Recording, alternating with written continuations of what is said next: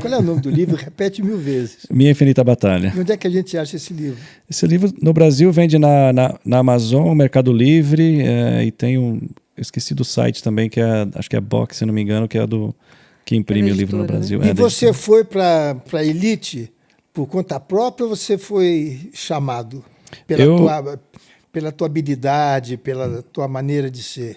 Eu fiz a aplicação, você faz uma aplicação, normalmente eles acho que são 5, 6 mil pessoas agora da Costeira tentam todo ano, eles escolhem entre 9 e 10, é a escolha deles, conforme as pessoas vão saindo dos times, eles vão colocando pessoas de volta. Então eu fiz o pedido e aí eles fazem toda a análise de quem é, primeiro, para depois trazer você para fazer o treinamento total e ver se você passa o treinamento. Então você tem que são etapas, né, para ser aceito. E como eu falei, tive sorte que eu acabei... Como você lá, o garotinho lá. Aqui era do uniforme da polícia de Boca Raton, aí, quando eu fui policial. E aí eles veem se a pessoa já fez alguma coisa de errado ou não, e como eu falei, tive sorte, ganhei várias medalhas por resgate, acabei sendo aceito para fazer o treinamento. Aí fiz o treinamento e consegui entrar. E você sempre teve um psicólogo com você? Para poder ter essa calma, para poder ter essa estratégias, né? Porque são estratégias também, né? Psicólogo, você diz, profissional? Profissional. Eles sempre... Toda missão que a gente fazia, a gente ia conversar com um psicólogo. Mas todo mundo tentava fugir, porque com medo que ele falasse alguma coisa, olha, agora você não vai na próxima missão. Então a gente acabava sendo meio que, não obrigado, mas ia lá, conversava, falava que tá tudo certo. Tô bem. E fugia para não... Você até com problema na coluna, perder. Você enganou os caras lá. Eu enganava, eu queria fazer mais missões, não queria deixar, nem por fazer missões, mas por o grupo, né, de amigos que você tem lá. Então são 9 pessoas que são família, né? São família, seus irmãos, né? Se preocupa, se você não for uma missão, pode acontecer alguma coisa com eles. Então você nunca quer deixar de fazer uma missão, você quer estar lá para estar junto e eu estava ajudar. contando para ela essa semana, né, quando você deu certeza que ia estar aqui, a amizade que havia entre vocês, né? Sim. Não como nessa época de guerra. Não, antes da guerra. Porque na guerra vocês iam, né, para missões e voltavam. E às vezes um não voltava, né? Sim. Então, aquela dor que vocês sentiam, vocês chamavam irmão? É uma irmandade, né? Irmandade. Porque a gente sempre fala, você acaba suando, chorando e sangrando juntos, né? Então, a parte mais difícil de sair do militar, do grupo de operações especiais, foi isso, foi largar eles, né? Foi sair e deixar eles para trás e saber que outro vai entrar no lugar, o que vai acontecer, por que eu saí, você começa a se culpar, né? Mas isso já no Iraque? Isso foi quando eu saí no final, depois. Mas mesmo lá atrás, nas operações que a gente fazia, também tem essa irmandade que você quer sempre estar junto com... Então, mesmo voltando, você chegava em casa, ia ver família, mas sentia saudades deles, né?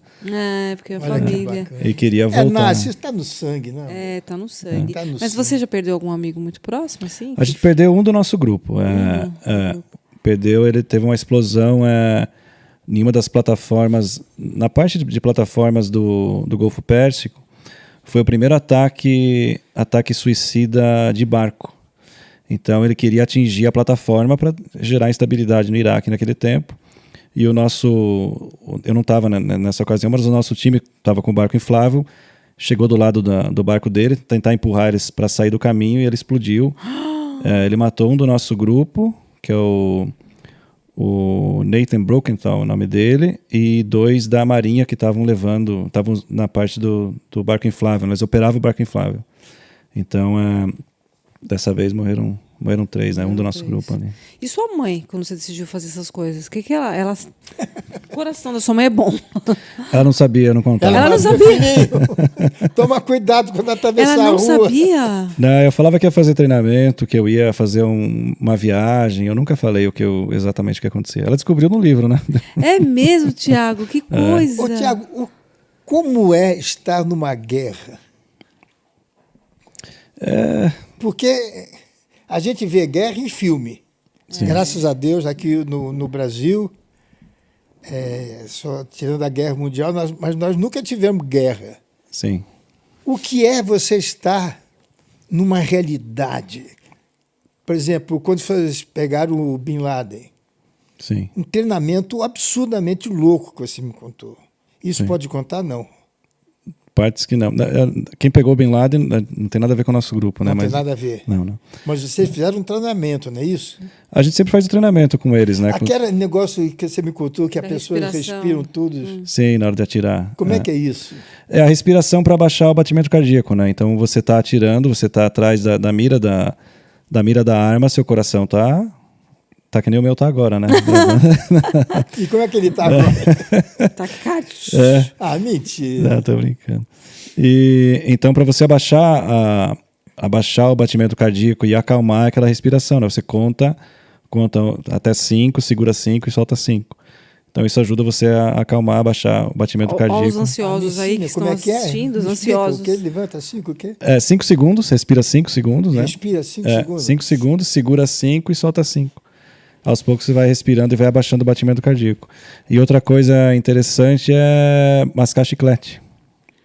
Você convence seu corpo que está tudo ok. Seu corpo, por exemplo, tem um perigo.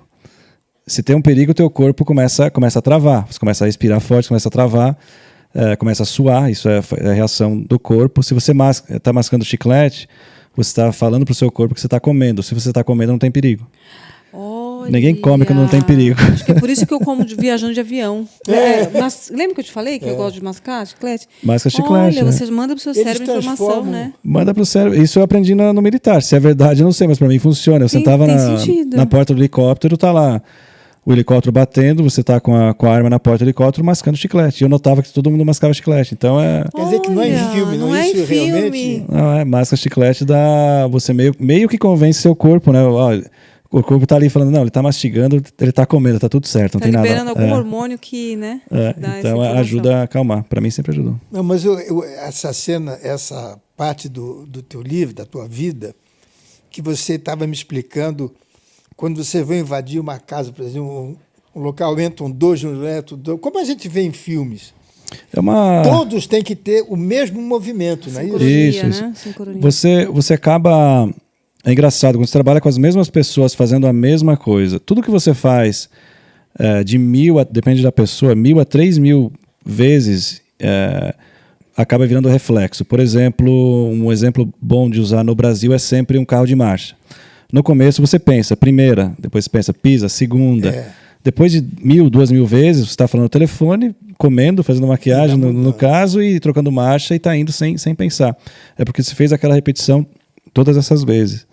Então, quando a gente saía para treinar, para fazer eu não sei como chama no Brasil, não é invasão, mas para você entrar num local de uma operação tática, você acaba fazendo tantas vezes com aquelas pessoas que já foi gravado atrás do stack que a gente fala, né? São pessoas do lado da parede prontas para entrar, estão em uma sincronia tão grande que você vê eles respirando todos juntos. Você vê o stack inteiro assim, respirando, pronto para entrar. É isso que é impressionante. É impressionante.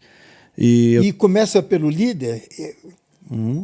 É o líder que vai ele está junto. O momento porque ele vai começar a respirar. Isso, porque tem a primeira pessoa do stack, né, que a gente fala. A primeira pessoa, E essa primeira pessoa, naquele tempo a gente trabalhava com a mão no ombro. Hoje mudou, as táticas mudaram. Mas como você está com a mão no ombro da pessoa da sua frente, você acaba estando junto com ela, você sente ela respirar. Então, sem você notar, você está respirando junto. E o de trás também está. E você acaba virando... A gente falava que era uma dança de tango, entrar numa casa. Porque você entra na porta, antes a gente entrava, o primeiro é para o lado esquerdo, o segundo lado direito. Depois mudou. Depois a gente fez, olha, o segundo, quem manda é o primeiro. Ele vai determinar para onde ele vai. O segundo vai ao contrário. Então, antes a gente entrava, o primeiro ia entrar para o lado esquerdo, o segundo para o lado direito. Só que o que acontecia? Se ele confrontava alguém do lado direito, ele não ia virar as costas para ele, ele ia atrás daquela pessoa. E o segundo, se ele treinou a entrar para o lado direito, ele vai atrás dele. Quem está cobrindo o esquerdo? Ninguém. Porque o segundo já estava automaticamente pensando, eu preciso ir para o lado direito. Só que o primeiro foi também para o lado direito. Então a gente começou a treinar. O segundo vai ao contrário do primeiro. Então, se o primeiro entrar para o lado esquerdo, o segundo vai direito, o terceiro vai para o centro. Aquele filme que a gente assistiu brasileiro, que é aquele... Como é que é? Que o pessoal sobe no morro, que fica fazendo aqueles coisas. Sim. Assim, é isso também? Eles, seria o BOP, né, do Rio de Janeiro. Eles são especialistas em entrar em favela. Inclusive, já comentaram uma vez, falaram, por que você não tenta fazer um treinamento, alguma coisa assim, tentar ajudar? Ajudar o quê, né? Os caras são os melhores do mundo para entrar numa favela. Então não tem o que alguém de fora possa ajudar, né? Eles falam, um cara foi treinado pela SWAT. Quem é a SWAT para uma favela? Não conhece favela. Quem é o melhor de entrar numa favela é o BOP. Quem é o melhor de entrar na selva são os especialistas daqui, que tem selva, né? Nos Estados Unidos não tem selva que nem tem aqui para... Eu visitei lá em Manaus aquele quartel daqueles soldados que vão para a mata. Aquilo é desumano. Que é totalmente diferente do que você já fez, né? Aquilo é desumano. Eles fazem um treinamento... um treinamento é terrível. Eles se jogam no meio do mato e tchau. Mas acho que todo treinamento é meio desumano, né? Não, Thiago? Depende, né? Eles transformam vocês em robô, né? Oi, não Porque entendi. eles transformam vocês num robô. Praticamente você está ali para receber a ordem e para fazer o que foi mandado. Então, você é treinado tantas vezes a fazer aquilo que acaba virando que meio que um robô, né? Mas, ao mesmo tempo, no grupo de operações especiais, por exemplo, você é treinado a pensar. Então, o soldado, quando o soldado vai, vai para frente, ele vai. Já o grupo de operações especiais vai para frente, já começa a questionar por quê? É melhor se eu for para a direita, e ele vai para a direita. Então, essas são as diferenças, né, dos grupos bem treinados, né, a agir conforme ele vê o que está acontecendo no local, ao invés do soldado que realmente ele precisa. E quando eles falam vai reto, você tem que ir reto. Vocês andam com ponto? Oi? Anda com ponto no ouvido, não? O nosso grupo andava com o microfone fechado e ele estendia, a gente conseguia escutar mais longe, porque tinha um microfone também que captava longe e o meio de comunicação também. Mas aí vocês ouviam ordens daqui? Ouvia ordem do nosso time, né? Tinha o líder, entre vocês? Entre nós, tipo assim, indo para a direita, indo para a esquerda. Quantos anos você ficou no Iraque? 8 anos. Não, no Iraque, desculpa, 3 meses. Só? Foi rápido. As operações que eu fazia... Essas 3 vezes que você caiu aqui de bombardeado foi em 3 meses? Não, teve dos helicópteros, quando eles tiveram pane, coisa assim, eles realmente caíram. Era tudo lata velha. Eu tô rindo porque era tudo lata velha. Eu sei que você tá vivo. Mas qual é? Você tá no helicóptero, é um negócio pequeno. Não, aqueles são maiores, né? Você leva uma bomba. Pá!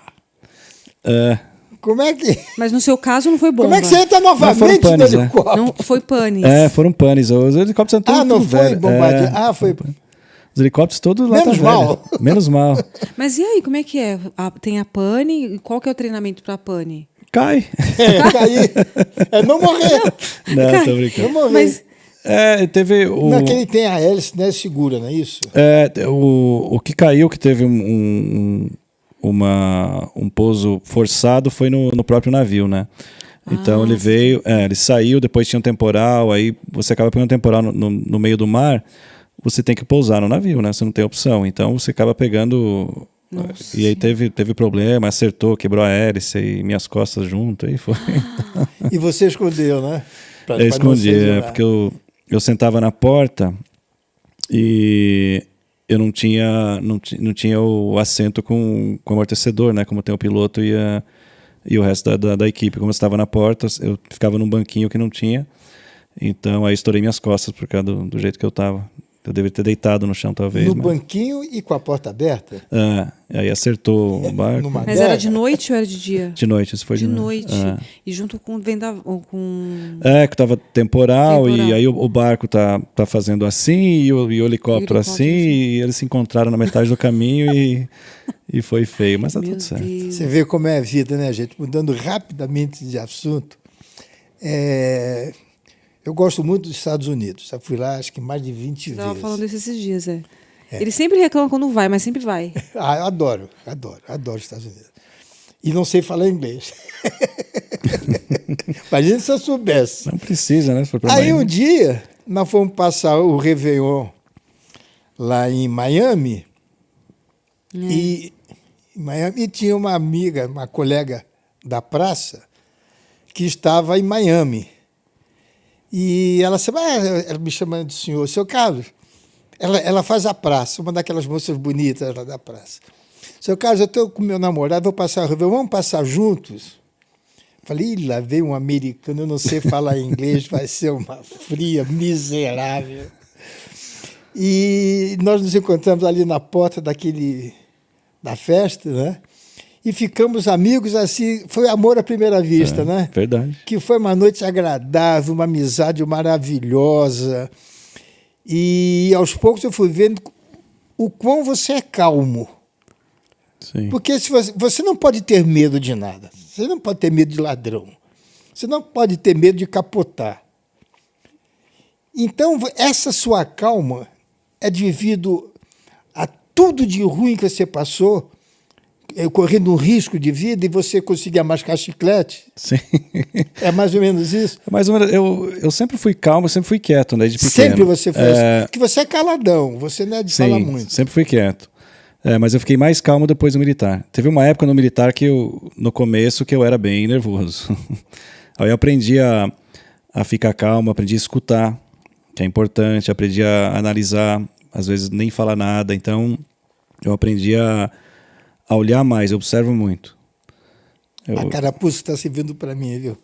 Não, mas sabe o que eu te entendo? Sabe por que eu muito. entendo? Porque quando eu trabalhava em pronto-socorro, a gente está sempre com aquela adrenalina, né? Uhum. E a gente não sabe o que chega.